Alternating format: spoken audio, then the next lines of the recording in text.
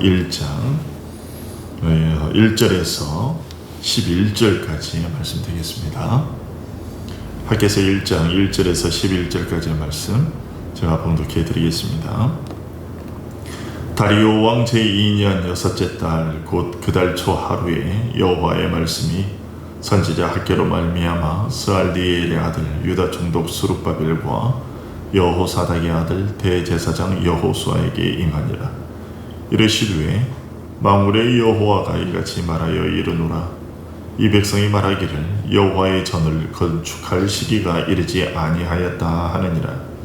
여호와의 말씀이 선지자 학개에게 임하여 이르시되 이 성전이 황폐하였거늘 너희가 이때에 반벽한 집에 거주하는 것이 옳으냐. 그러므로 이제 만물의 여호와가 이같이 말하노니 너희는 너희 행위를 살필지니라.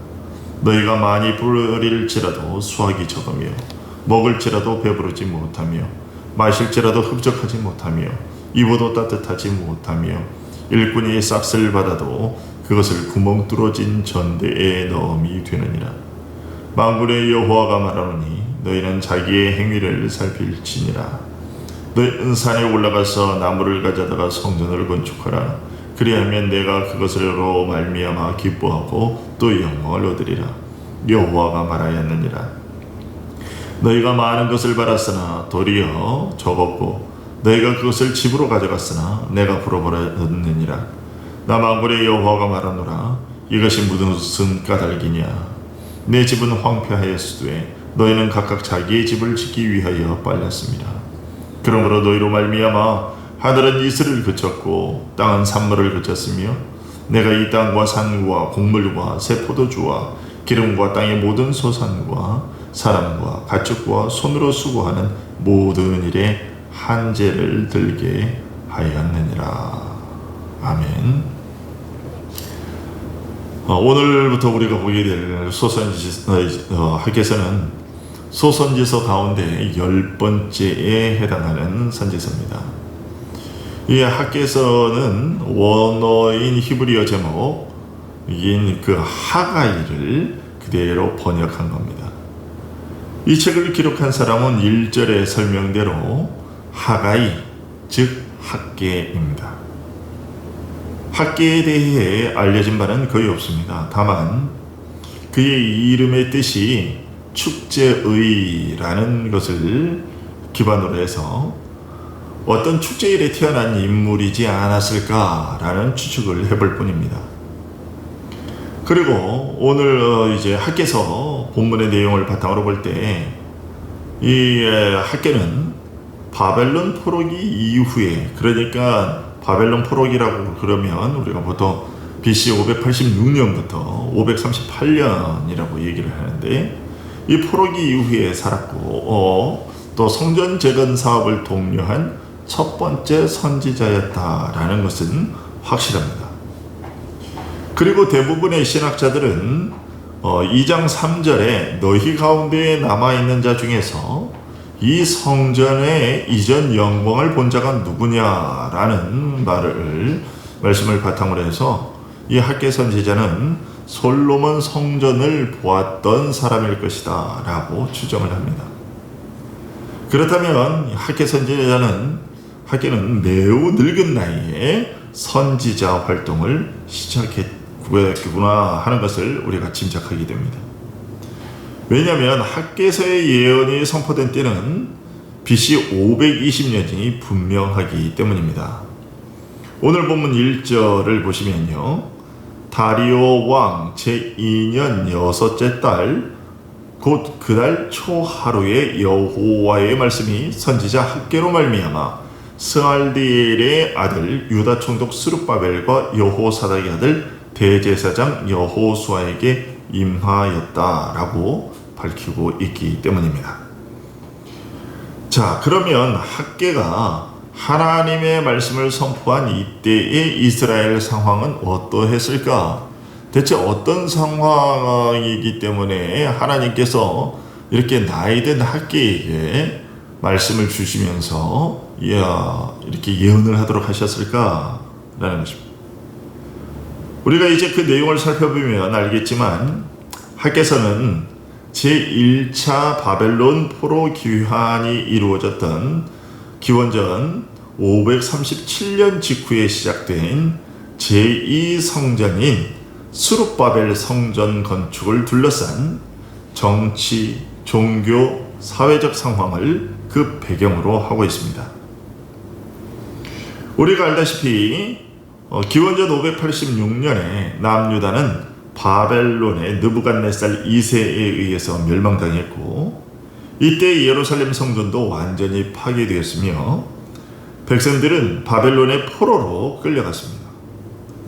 그러나 예레미야 선지자의 예언대로 기원전 538년에 바사왕, 그러니까 페르시아 제국의 왕인 고레스의 칙령에 의해서 유대인들이 본토로 돌아올 수 있게 되었고, 뿐만 아니라 무너진 예루살렘의 성전도 다시 건축할 수 있도록 허락이 되었습니다.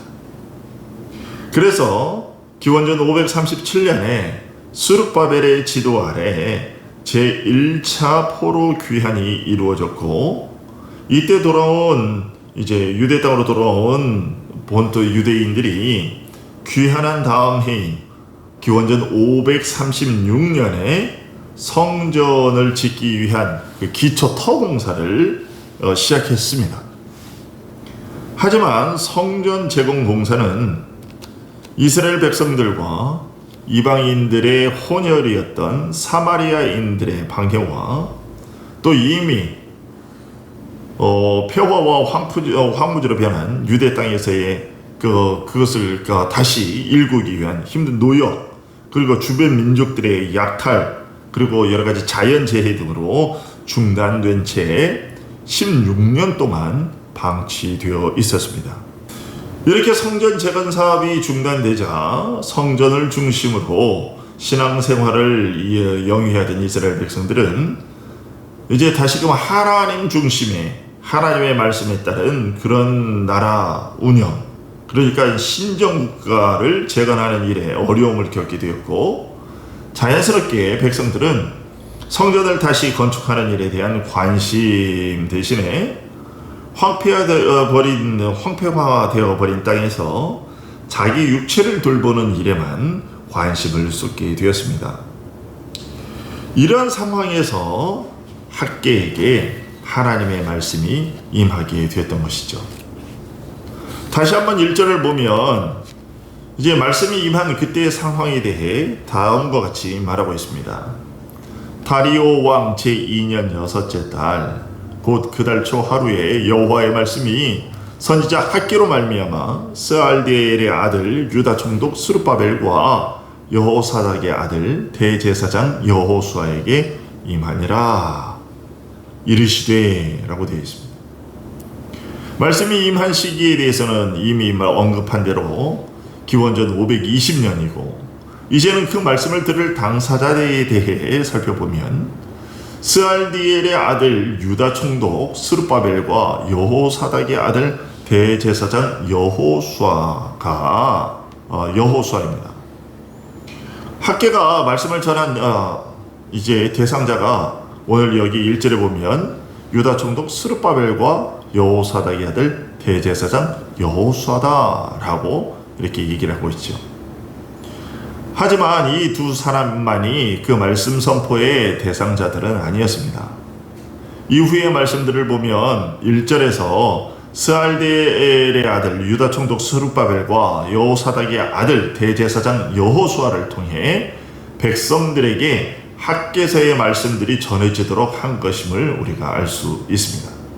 12절을 보면 분명히 알 수 있는데요. 12절을 한번 보시죠.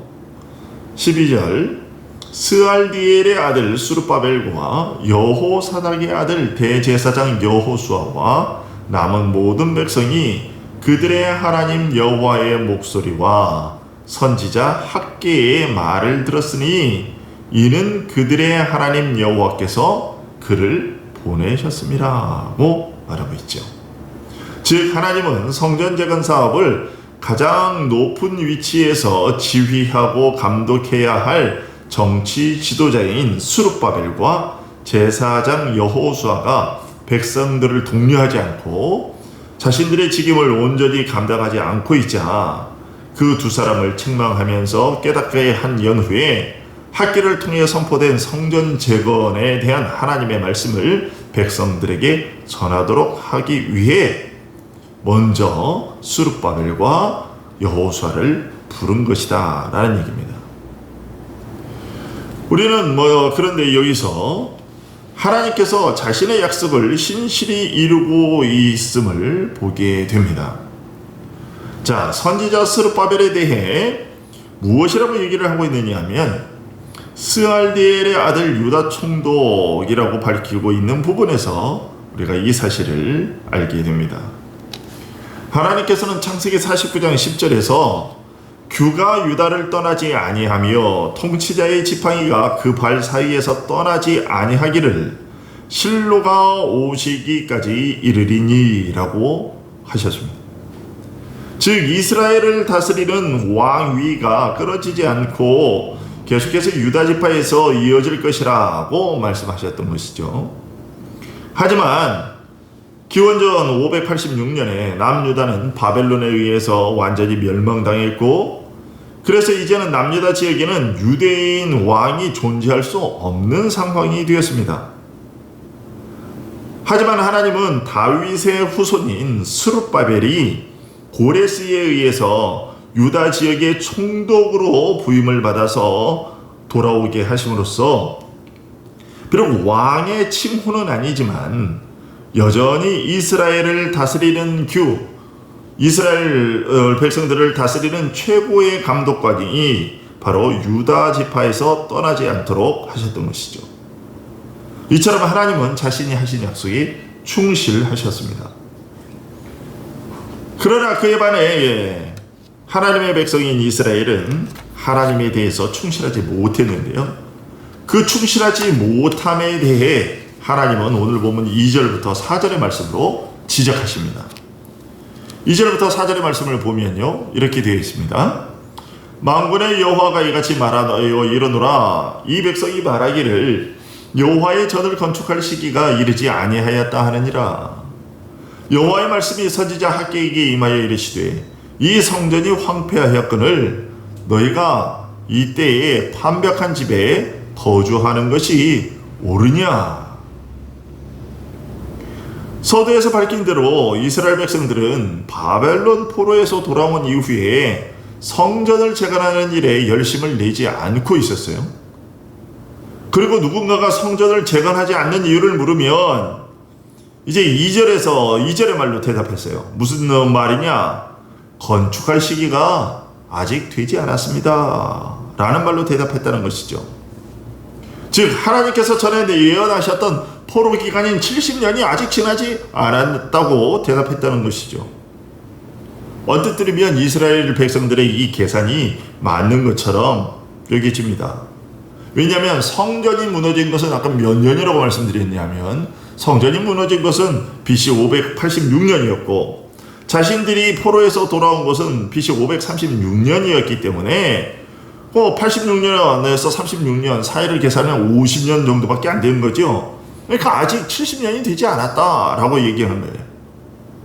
하지만 유대인들이 바벨론의 공격을 받아서 포로로 끌려가기 시작한 것은 언제부터였느냐? 제1차 포로로 끌려갔던 것은 사실 BC 605년이었습니다. 따라서 그들의 포로 생활 기간이 처음 시작되었던 것은 70년이 이제 넘었던 것이죠. 그런데 포로에서 돌아온 백성들은 개인적인 노동을 기피하고 싶은 마음에 또 방해자들의 회방에 맞서 싸우기 싫어서 아직 건축할 시기가 이르지 않았다라는 말로 성전을 다시 짓지 않는 자신들의 게으름을 변명했습니다.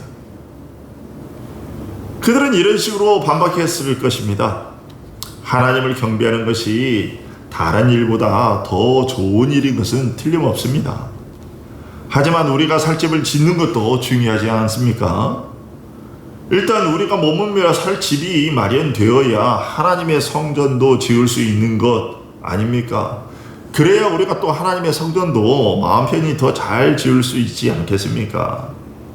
하나님은 선하신 분이시니 성전을 짓는 것보다 우리가 살 집을 먼저 짓는 것을 충분히 용납해 주실 겁니다. 우리가 그동안 바벨론에서 포로 생활을 할 때에도 성전은 없었지만 그래도 우리가 잘 살아오지 않았습니까? 그런데 우리는 돌아와서 비록 성전이 없었음에도 제단을 쌓아서 제사를 드리지 않았습니까? 따라서 하나님께서는 우리가 적당한 시기까지 성전 건축을 미루더라도 용서해 주실 겁니다. 우리 모두가 자기 집을 짓고 난 후에 좀 더 여유가 생기면 그때 우리에게 뭐라고 채근하지 않아도, 우리를 독촉하지 않아도 정말 더 화려하고 멋진 성전을 우리가 지을 수 있을 겁니다. 하지만 하나님께서는 오늘 본문 4절의 말씀으로 이스라엘 백성들의 그러한 생각들은 자기 변명과 핑계이며 착각에 불과할 뿐이라는 것을 지적하셨습니다. 그건 너희들의 생각이지 내 생각은 그렇지 않다. 4절에서 하나님은 이렇게 말씀하셨습니다. 같이 한번 볼까요?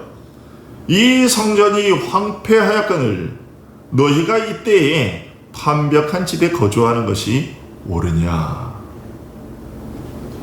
바벨론 포로에서 돌아온 백성들은 판벽한 집에 살고 있었다고 지적되고 있습니다.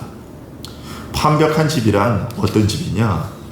백향목, 당시의 최고의 건축재료 나무는 백향목이었는데 이 판벽한 집이라는 것은 바로 그 백향목으로 된 백향목 판자나 아로새긴 판자로 벽을 두르고 지붕을 덮은 집을 가리킵니다. 당시 이런 방식으로 지은 집은 이제 매우 화려한 집에 속합니다. 열왕기상 7장 3절을 보면요, 그것을 알 수 있습니다. 즉 성전 건축은 아직 이르다고 말하던 이스라엘 백성들이 정작 자신들의 집, 자신들의 거처를 꾸미는 데에는 온갖 열심과 시간을 다 쏟아부었다라는 얘기입니다. 그에 반해 하나님의 성전은 지금 어떤 상태에 있었는가? 바벨론에서 가장 먼저 돌아온 제1차 포로 귀환자들이 돌아온 직후에 겨우 성전이 지어질 수 있는 땅을, 기초를 다지는 공사밖에는 진행되지 않은 그 상태로 무려 10년 정도가 아니라 그대로 방치되어 있었다는 얘기입니다. 우리가 이스라엘 백성들의 멸망 원인과 바벨론 포로에서 돌아오게 된 그 원인을 살펴보면 이스라엘 백성들의 이런 태도는 정말 배은망덕한 행위였습니다. 이스라엘 백성들은 아무것도 내세울 만한 조건이 없었음에도 만민 중에서 하나님의 택함을 받았고 그로 인한 무한한 복들을 받았었습니다. 선민이라는 이유로 그들은 다른 백성들과 같은 멸망을 당하지 않았고 수많은 위험에서 건짐을 받았었고 그들을 해하려는 민족들이 오히려 하나님의 진노를 받아서 멸망당하게 되는 정말 특별한 은총을 누렸습니다. 그런데 그들은 그런 하나님을 버리고 이방의 우상들을 자신들의 신으로 섬겼죠. 하지만 하나님은 이스라엘 백성들의 죄를 회개할 기회를 주셨습니다. 그럼에도 이스라엘은 끝끝내 돌이키지 않았고 우상을 섬겼고 이방 강대국의 힘을 의지했습니다. 그래서 하나님은 북이스라엘도 또 남유다를 또 차례로 멸망당하게 하심으로 그들을 심판하셨죠. 하지만 이러한 심판, 이러한 징계를 행하시면서도 하나님은 이스라엘을 다시 회복시킬 것이라는 약속, 즉 포로에서 돌아오게 할 것이라는 약속을 주셨고 그 약속대로 그들을 고국으로 돌아오게 하셨습니다. 이스라엘 백성들의 고국으로의 귀환은 그들의 노력으로 얻어진 것이 아니었습니다. 하나님께서 페르시아 왕 고레스의 마음을 움직이셔서 돌아올 수 있게 해주신 것이었죠. 이스라엘은 이런 하나님의 인자하심을 특별히 기억해 두어야 했고 자신들을 구원하신 하나님의 영광을 세상 끝날까지 마음속에 간직해 했습니다. 자신들을 구원하신 하나님을 전심으로 세우는 것 외에 그들이 행해야 할 일이 대체 무엇이었을까? 하지만 그들은 하나님을 위한 성전을 세우지 않은 채 그냥 자신들이 세운, 그냥 노천에 세운 그런 제단에서 희생제물을 드렸습니다. 그들은 이렇게 고의로 하나님을 소홀히 섬기면서 자신들은 훌륭하게 지은 집에서 편안히 살았습니다. 그러면 오늘날 우리는 어떠하냐? 하나님의 놀라운 이적을 통해서 복음의 비침을 입었지요. 우리 중에 어느 누가 자신의 자유의지에 따라서 하나님께 제단을 쌓아서 구원을 얻은 사람이 있습니까?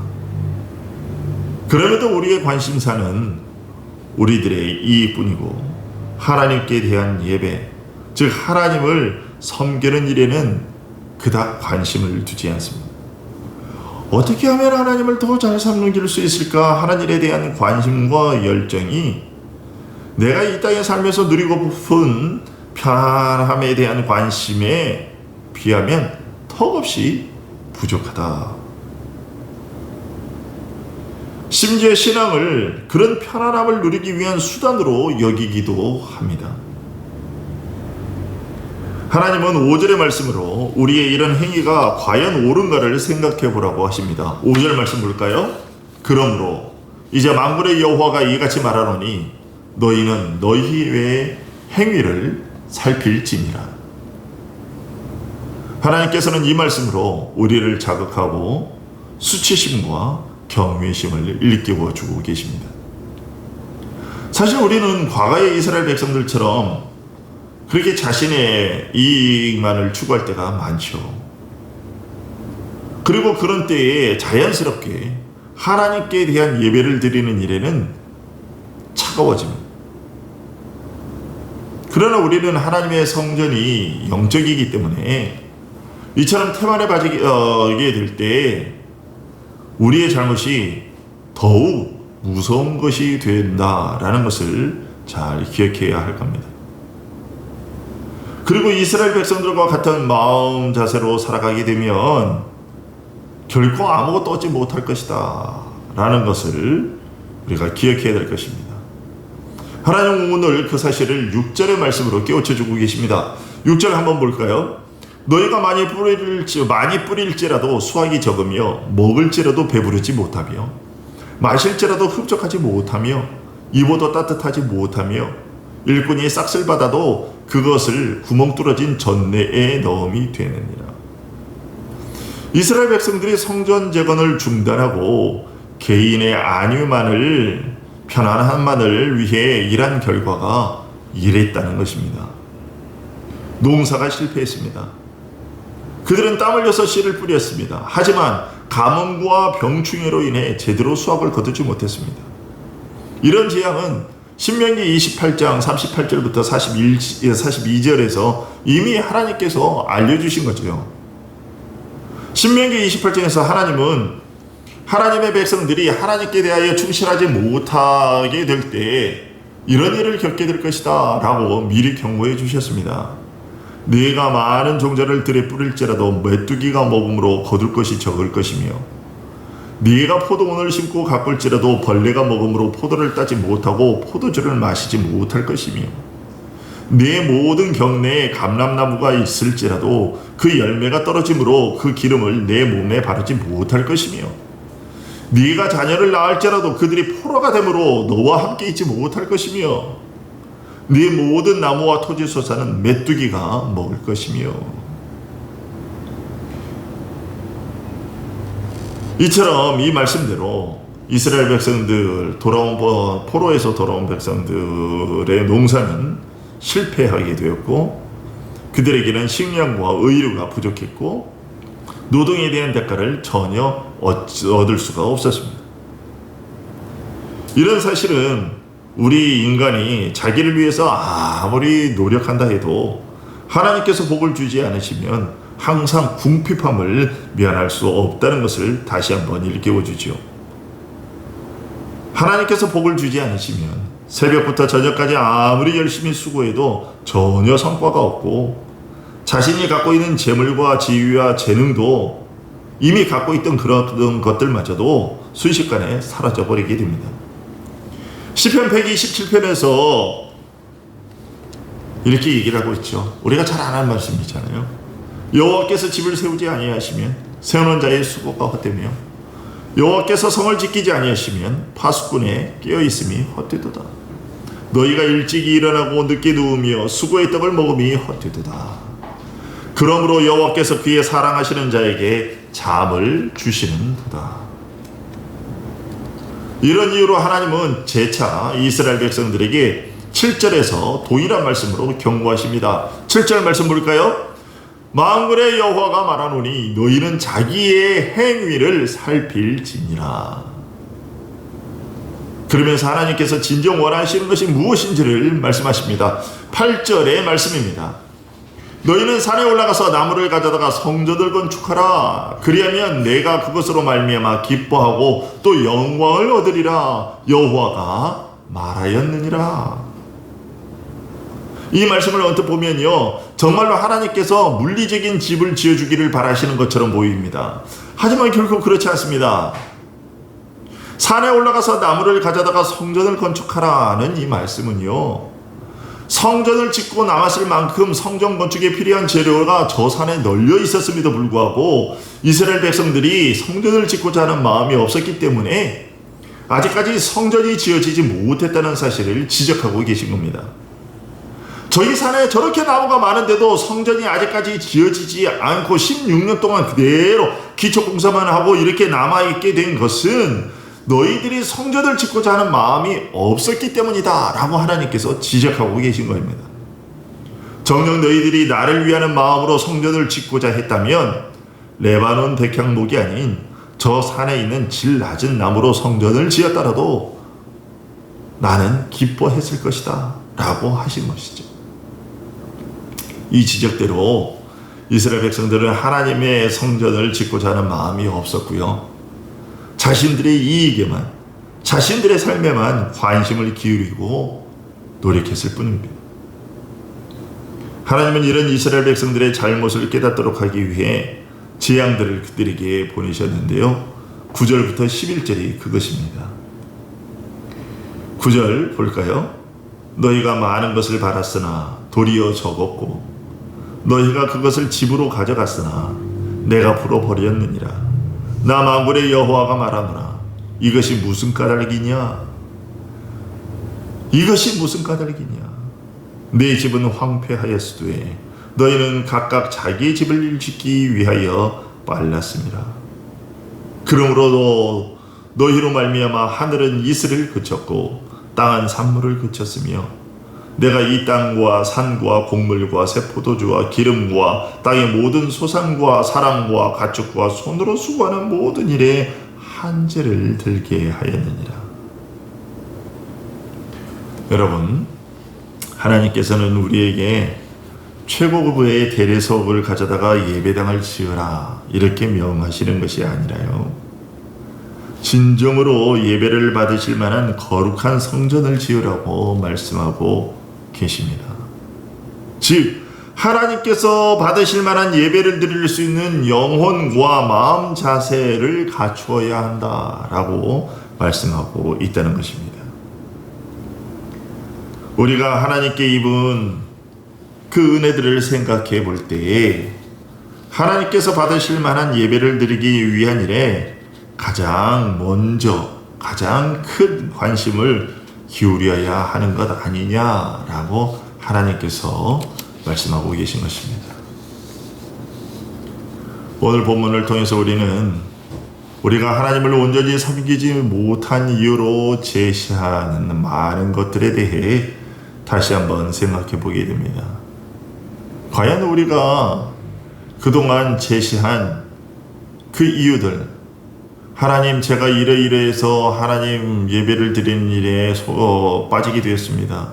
하나님 이러해서 제가 하나님을 섬기는 제대로 섬기지 못했습니다.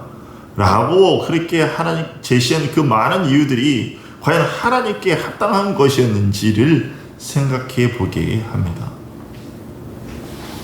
정말이지 우리가 제시했던 그 많은 이유들 중에 하나님께서 인정하실 만한 이유는, 합당한 이유는 과연 얼마나 될까요? 하나님을 섬기고자 하는 우리들의 열심과 나의 이익을 위한 열심 중에 과연 어느 것이 더 많은 비중을 차지하고 있었는가 하는 것을 우리가 고민하게 되고요. 하나님께서는 오늘 그것을 생각해 보라고 우리에게 묻고 계십니다. 이 성전이 황폐하였거늘 너희가 이때에 판벽한 집에 거주하는 것이 옳으냐? 이것이 무슨 까닭이냐? 내 집은 황폐하였으되 너희는 각각 자기의 집을 위하여 빨랐음이니라. 너희는 너희의 행위를 살필지니라. 너희는 자기의 행위를 살필지니라. 하나님이 우리에게 오늘 이것을 말씀하고 계십니다. 기도하겠습니다. 아버지 하나님, 이 성전이 황폐하였거늘 너희가 이때에 판벽한 집에 거주하는 것이 옳으냐? 내 집은 황폐하였으되 너희는 각각 자기의 집을 짓기 위하여 빨랐으니라. 너희는 너희의 행위를 살필지니라. 너희는 자기의 행위를 살필지니라. 그렇습니다. 하나님, 우리는 먹고 사는 일, 또 내가 어떻게 하면 더 편안히 살 수 있을까, 더 안락한 삶을 살 수 있을까 하는 일에 최대의 관심이 있고, 그 일을 위해서는 다른 그 어떤 일들을 제쳐두고 앞장섭니다. 그러나 정작 하나님을 위해서는, 하나님의 집을 짓는 일을 위해서는 그러한 관심과 열성을 기울이지 않았습니다. 말씀을 전한 저부터도 과연 그러한 열심으로 이 직분을 감당했었는가 라는 것을 깨닫게 됩니다. 하나님께서 학개 선지자를 통해서 총독인 스룹바벨과 제사장인 여호수아를 가장 먼저 불러 세우신 것은 그런 일들을 가장 먼저 고민하고 또 하나님을 성전을 재건하는 일에 가장 큰 열심을 내고 또 관심을 기울이고 독려해야 될 그들이 성전의 기초 공사만 놓은 채로 16년 동안 그대로 백성들을 방치하고 있었던 것을 책망하시기 위하심을 저희가 깨닫게 보게 되는데, 하나님, 정말로 말씀을 전하는 제가 그러한 게으름을 부렸던 것을 깨닫게 됩니다. 하나님 용서해 주시옵소서. 하나님, 그리고 또 오늘 말씀을 통해서 깨닫게 되는 것은 너희들이 나를 예배하는 여호와의 성전이라 일컫는 너희들의 심령 상태는 그렇게 황폐한 채로 그렇게 내버려 두면서 너희들의 육신을 단장하고 너희들의 육신적인 삶을 사는 일에는 어떻게 그렇게 많은 관심을 쏟느냐라고 책망하고 계신 것을 우리가 보게 됩니다. 내 성전은 곧 너희들의 심령 상태는 그렇게 황폐하였는데 너희들은 그렇게 편안히 그렇게 판벽한 집에 거주하는 것이 과연 옳으냐 라고 하나님께서 우리를 책망하고 계시는 것을 듣게 됩니다. 내 집은 이렇게 황폐하였는데 곧 하나님을 섬겨야 할 나의 마음은 이렇게 황폐하였고 또 교회는 이렇게 황폐하였는데 너희들은 너희들의 집을 짓는 데는 어찌 그리 빠르냐라고 책망하고 계신데, 우리는 이 사실을 깨닫지 못하고 그동안 살아왔습니다. 그리고 그 결과가 지금의 한국교회가 지탄을 받는 모습이요 또 우리들의 삶의 모습인 줄 압니다. 하나님 용서해 주시고 정말 우리가 하나님을 섬기는 일에 가장 먼저 우선적인 관심을 보이게 하시고 그 일에 빠를 수 있도록 도와주시기를 원합니다. 우리들의 마음, 우리들의 생각이 하나님을 가장 먼저 생각하는 자들 되게 하여 주시고, 우리가 그러한 삶의 자세로 살아갈 때 하나님께서 그 모든 나머지 것들도 해결하여 주실 줄 믿습니다. 그것이 주님께서 우리에게 또 알려주신 바이기도 하였습니다. 너희는 먼저 그의 나라와 그의 의를 구하라. 그리하면 이 모든 것을 너희에게 더하시리라.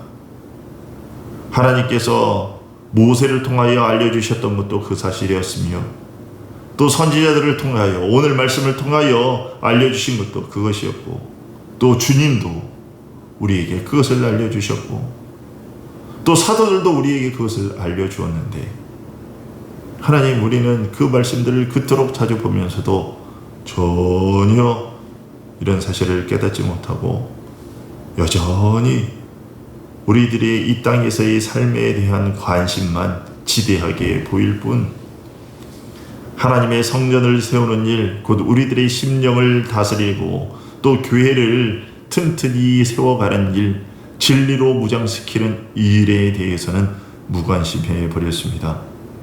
하나님 용서하여 주시고, 이제라도 다시 하나님의 성전을 지을 수 있도록 도와주시옵소서. 우리들의 마음을 추스리게 하시고, 우리들의 마음이 거룩한 것에 관심을 쏟게 하시고, 또 교회가 진리를 좇는 일에, 진리로 무장하는 일에 다시금 열심을 낼 수 있도록 도와주시옵소서.